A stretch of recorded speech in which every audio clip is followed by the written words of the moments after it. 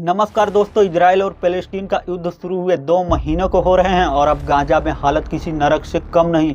9 अक्टूबर से इजराइल ने गाजा पर एक टोटल ब्लॉकेड लगा रखा है। इसका मतलब खाना की सप्लाई, दवाइयों की सप्लाई, पानी की सप्लाई, यहाँ तक कि बिजली की भी सप्लाई कट ऑफ कर दिया है इजराइल ने गाजा में।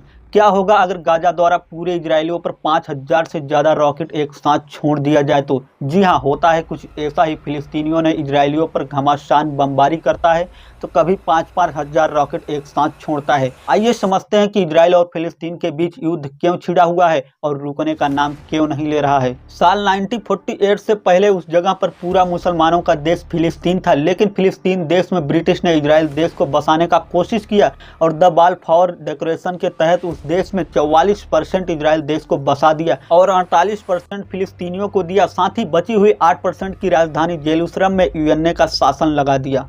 इस पर ब्रिटिश ने कहा जेरूसलम ना फिलिस्तीन की राजधानी रहेगी और ना ही इजराइल की राजधानी रहेगी, उस पर यूएनए का कंट्रोल रहेगा। जैसे ही यह फैसला हुआ तो अरब देशों ने कहा कि हम ये होने नहीं देंगे। फिलिस्तीन ने कहा ऐसा कभी नहीं हो सकता, मार होगा। स्टार्टिंग स्थापना होते ही युद्ध होना शुरू हो गया। जिस तरह इंडिया और पाकिस्तान की साल 1947 में बंटवारा होते ही युद्ध होना शुरू हो गया, इस पर भी 200 साल ब्रिटिश देश का कंट्रोल था। ठीक उसी तरह 1948 में इजराइल और फिलिस्तीन के बीच मामला छिड़ गया और आज भी वह मामला गरमाया हुआ है। इस मामला का मुख्य वजह ब्रिटिश है। तो आइए समझते हैं कि यूएनए का क्या मतलब बना जेरूसलम पर अपना कब्जा रखने का। तो आपको बता दें कि जेरूसलम में 3 धर्मों का पवित्र स्थल है। तो मैप के तहत दिखाएं तो जेरूसलम ने पूरे फिलिस्तीनियों के चारों तरफ से घिरा हुआ है।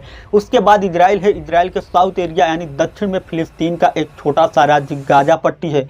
गाजा पट्टी के दोनों तरफ इजराइल और एक तरफ समुंदर है तो एक तरफ इजिप्ट देश है। यानी देखा जाए तो गाजा चारों तरफ से घिरा हुआ है। गाजा एक छोटा सा राज्य, लगभग 10 किलोमीटर चौड़ा और 45 किलोमीटर लंबा एरिया में तकरीबन 20 लाख की जनसंख्या रहती है। लेकिन इस समय गाजा के हर एक साइड इजराइल ने ब्लॉकेट कर रखा है। ईसाइयों का मान्यता है कि उनके जो ईसा मसीह का जन्म बेतलहम में हुआ था वो बेतलहम जगह जेरूसलम में है। और यहूदी जो अभी वर्तमान में इजराइल में रहते हैं उनका कहना है कि उनके सारे लोग जेरूसलम के हैं, उनका मूल स्थान जेरूसलम में है।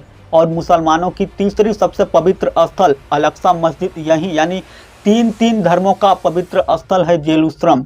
तो यहाँ जो लड़ाई है वह हमारी ज़मीन की तुम्हारी ज़मीन। साल 1948 से पहले वहाँ की ज़मीन 100% फिलिस्तीनियों का था, लेकिन 1948 में यूएनए ने इसका पटिशन किया और आधा ज़मीन इजराइल को दे दिया।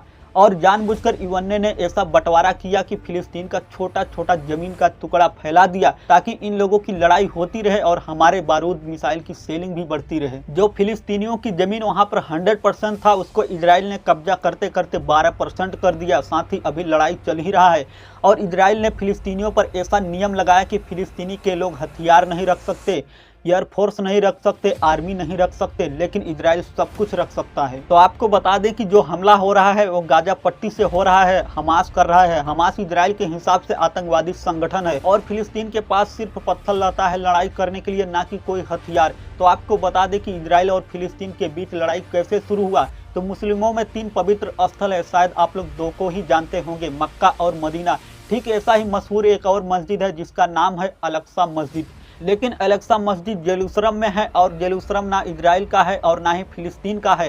जेरूसलम यूएनए के कंट्रोल में रहता है। जेरूसलम में एक स्थान शाहजरा है। तो इजरायली सुप्रीम कोर्ट ने कहा कि शाहजहां में जो फिलिस्तीनी रहते हैं उनको खाली करवा दीजिए बुलडोजर चलवाकर, क्योंकि वह जो जगह है वह यहूदियों का है और वहीं से ये मैटर गंभीर होता है। और शाहजरा से थोड़ी सी दूरी पर अल-अक्सा मस्जिद है। फ्राइडे को वहां पर सभी मुस्लिमों ने नमाज पढ़ने के लिए गए।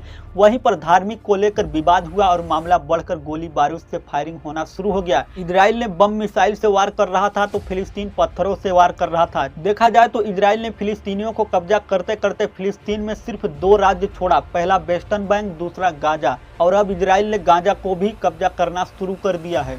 और इस समय गाजा पट्टी का साथ देने आया हमास और हमास ने पूरे मामला को ही गंभीर कर दिया और हमास इजराइल पर 5000 से ज़्यादा रॉकेट एक साथ छोड़ा।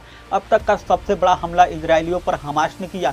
लेकिन इजरायलियों के पास एक सबसे खतरनाक सिस्टम आयरन डोम है जो कि उड़ते हुए रॉकेट को भी क्रैश कर देता है। लेकिन जब एक साथ 5000 रॉकेट इजरायलियों में दागा गया तो आयरन डोम सिस्टम भी फेल हो गया और कई घरों को तहस नहस कर दिया। उस रॉकेट ने साथ ही बच्चों से लेकर बूढ़े तक कई लोगों को मौत के घाट उतार दिया। अब तक की हो रही बमबारी में कई हजार लोगों की जानें गई। इसमें सबसे ज्यादा फिलिस्तीनियों को अपनी जान गंवानी पड़ी। अगर सही मायने में देखा जाए तो सबसे ज्यादा गलती इजराइल की है और यह मामला जल्दी खत्म नहीं होने वाला है, क्योंकि इजराइल और फिलिस्तीन दोनों पीछे हटने को नाम नहीं ले रहे हैं। खैर, इस वीडियो को देखने के बाद आप क्या सोचते हैं? क्या इजराइल की गलती है या हमास गाजा फिलिस्तीन की गलती है? अपनी राय कमेंट बॉक्स में कमेंट करके हमें जरूर बताएं। साथ ही अगर इस चैनल को सब्सक्राइब नहीं किए हैं तो प्लीज़ इस चैनल को सब्सक्राइब भी कर लें, ताकि जब भी मैं वीडियो अपलोड करूं सबसे पहले आप तक पहुंच सके।